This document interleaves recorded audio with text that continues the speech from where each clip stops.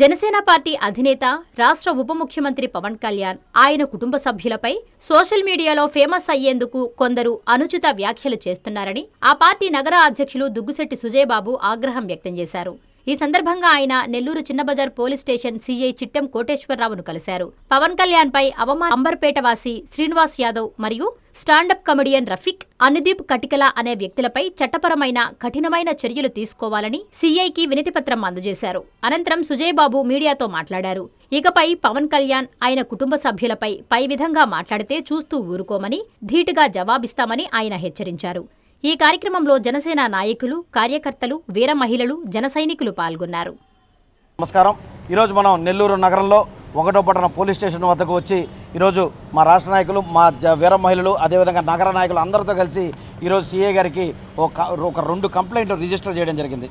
ఈ 2 కంప్లైంట్లు చేసేదానికి ముఖ్య ఉద్దేశం ఏంటంటే, ఈరోజు కొంచెం మంది వాళ్ళు సోషల్ మీడియాలో వాళ్ళ హవా పెంచుకునేదానికి, సోషల్ మీడియాలో వాళ్ళ ఫాలోయింగ్ పెంచుకునేదానికి మీరు కొన్ని చీప్ పనులు అయితే చేస్తున్నారు. మీరు ఏవైనా చేసుకోండి, అంతేగాని ఈరోజు ఆంధ్రప్రదేశ్లో ప్రజల కోసం ఈరోజు అన్నీ వదిలేసి, తన కుటుంబాన్ని వదిలేసి, తన విలాసవంతమైన జీవితాన్ని వదిలేసి ఈరోజు ఒక వ్యక్తి ఒక శక్తిగా మారి 11 సంవత్సరాలు ఎన్నో కష్టాలు పడి ఈరోజు అధికారంలోకి వచ్చి పేద ప్రజలకి ఏదో చేయాలనే తలంపుతో ఈరోజు వరల్డ్ రికార్డ్ చేసే విధంగా ఇప్పుడు దాకా ఆంధ్ర రాష్ట్రంలోనే కాదు, భారతదేశంలోనే కాదు, ప్రపంచంలో ఏ నాయకుడు చేయనటువంటి విధంగా ఈరోజు డెవలప్మెంట్ చేస్తున్న వ్యక్తిని చూసి మీకు కుళ్ళు పుట్టి ఈరోజు మీరు మాట్లాడే మాటలేంద్రా స్టాండప్ కమెడియన్లు అనే పేర్లతో ఈరోజు రఫీక్ అనేవాడు ఒకడు, అదేవిధంగా మరొకడు ఉన్నాడు అనుదీప్ కట్టికల అనేవాడు ఒకడు.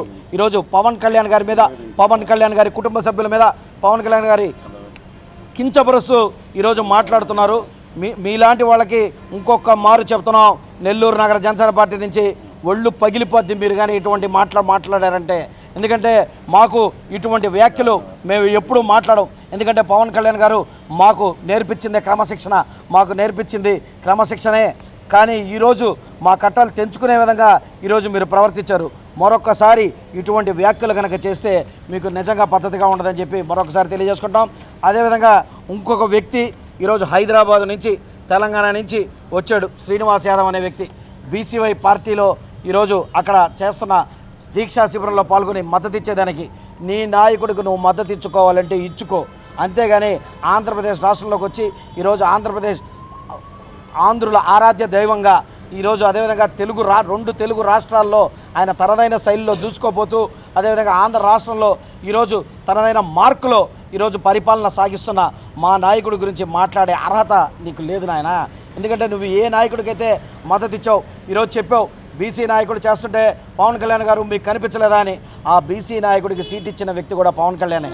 ఆ బీసీ నాయకుడిని 2019లో పొంగనూరు కాన్స్టిట్యున్సీ నుంచి అసెంబ్లీకి పంపించాలనే ఒక ఆలోచనతో సీట్ ఇచ్చింది కూడా ఈ పవన్ కళ్యాణ్ గారే. ఆ రోజు మర్చిపోయావా? ఆ రోజు గుర్తులేదా? ఎందుకంటే బీసీలకి ఈరోజు కాదు, 2009 ప్రజారాజ్యం పార్టీలో 294 సీట్లకు గాను 105 సీట్లు ఇచ్చింది కూడా ఆ రోజు మెగా కుటుంబం. ఆ రోజు పవన్ కళ్యాణ్ గారు యువరాజ్యం అధ్యక్షతన చేశారు. అదేవిధంగా ఈ 2024లో తీసుకున్న, 2019లో తీసుకున్న బీసీలకి ఆంధ్రప్రదేశ్ రాష్ట్రంలో పెద్ద పీట వేసిన పార్టీ ఏదైనా ఉంటే అది కేవలం జనసేన పార్టీ అని చెప్పి గుర్తు తెచ్చుకోవాలా. ఒకసారి మీరు క్రితంలో చూడండి, ఇప్పుడు చూడండి, నాయకుల్ని కానీ, అదేవిధంగా కార్పొరేషన్కి పంపించిన చైర్మన్లను కానీ, వీళ్ళని కానీ ఎవరిని తీసుకున్న బీసీలు తెలుగుదేశం పార్టీ కానీ, జనసేన పార్టీ కానీ ఈరోజు సంకీర్ణ గవర్నమెంట్లో పెద్దపీట వేసింది. ఒక్కసారి అన్నీ గుర్తు తెచ్చుకో. ఇది తెలంగాణ కాదు. ఇంకొక తూరి ఇటువంటి మాటలు మాట్లాడే ముందర నీ పరిస్థితి ఏ విధంగా ఉంటుందో మేము చెప్పాల్సిన లేదు. ఇంకా మాట్లాడుకుందామంటే పవన్ కళ్యాణ్ గారి గురించి కమాన్ రా, ఏ సెంటర్కి వస్తానరా, మేమందరం వస్తాం, తేల్చుకుందాం, మాట్లాడుకుందాం. మరొకసారి ఇటువంటి రిపీట్ చేయకుండా ఉండాలని చెప్పి మనస్ఫూర్తిగా కోరుకుంటాను. జై హింద్, జై జనసేన. శ్రీనివాస్ యాదవ్, నీకు దమ్ముంటే నువ్వు అక్కడ కాదు, మీ ఆఫీసు చుట్టుపక్కల వచ్చి జనాలను పెట్టుకొని మాట్లాడేది కాదు. నీకు దమ్ము ధైర్యం ఉంటే పవన్ కళ్యాణ్ గారి మీద ఏది చేయాలన్నా ఛాలెంజ్ చేస్తున్నావు. ఏ సెంటర్కి వస్తావు, ఎనీ టైం, ఏ టైంలో అయినా వచ్చి దమ్ము ఉంటే చెప్పిరా, మా కార్యకర్తలను ఎదుర్కో. అక్కడ మీ ఆఫీస్ చుట్టూరు జనాలను పెట్టుకొని మాట్లాడేది కాదు. ఇప్పుడు రా, నీకు దమ్ము ఉంటే నెల్లూరు వస్తావా, విజయవాడకు వస్తావా, సెంటర్లో రా, సెంటర్కి వచ్చి మాట్లాడి అప్పుడు తెలుసుకుందాం. ఊరికే అక్కడ అనుచిత వ్యాఖ్యలు చేసి ఏదో సోషల్ మీడియాలో హైప్ చేసుకోవాలని చేసేది కాదు. పద్ధతి ఉంటే పద్ధతిగా మాట్లాడితే మేము పద్ధతిగా వస్తాం, లేదైనా దేనికైనా రెడీ. జై హింద్, జై జనసేన.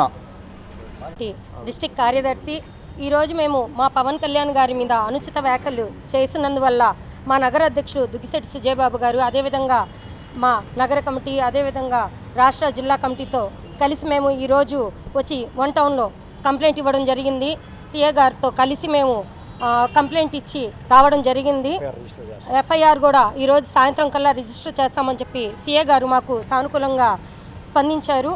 అదేవిధంగా శ్రీనివాస్ యాదవ్ గారు, అయ్యా శ్రీనివాస్ యాదవ్, నువ్వెవరో నాకు తెలియదు, నేను చూశాను, నీకు మా జనసేన నాయకులు అవసరం లేదు, జనసేన వీర మహిళలు చాలు, నువ్వు ఏ టైం చెప్తే ఆ టైము, ఏ సెంటర్ చెప్తే ఆ సెంటరు రా, నువ్వా మేమా అనేది తేల్చుకుంటాం. మా పవన్ కళ్యాణ్ గారి జోలికి వస్తే నేను గుడ్డలు ఊడదీసి ఏం చెయ్యాలో చేస్తావు, నీ ఇష్టం చెప్తున్నాము.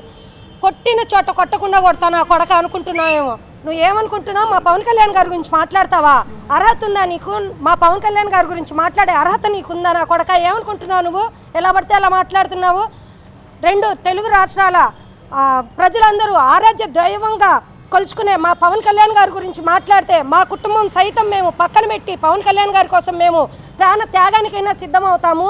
అదేవిధంగా కళ్యాణ్ గారి గురించి ఎవ్వడైనా ఇదే లాస్ట్ అండ్ ఫైనల్ వార్నింగ్ చెప్తున్నాను, ఎవ్వడైనా ఒక అమ్మకు పుట్టిన కొడుకు ఎవ్వడైనా రండి, మా పవన్ కళ్యాణ్ గారి గురించి మాట్లాడితే వీర మహిళలు చాలు, మా జనసేన నాయకులంతా దూరం వచ్చు, మా వీర మహిళల్ని దాటుకొని తర్వాత మీరు మాట్లాడాలని చెప్పి కోరుకుంటున్నాను. జై హింద్, జై Janasena.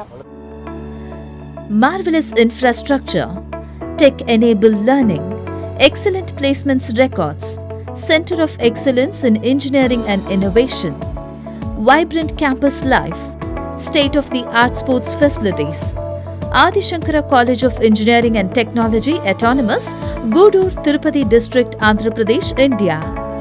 Dreams become reality with a perfect platform. Give wings to your ambition.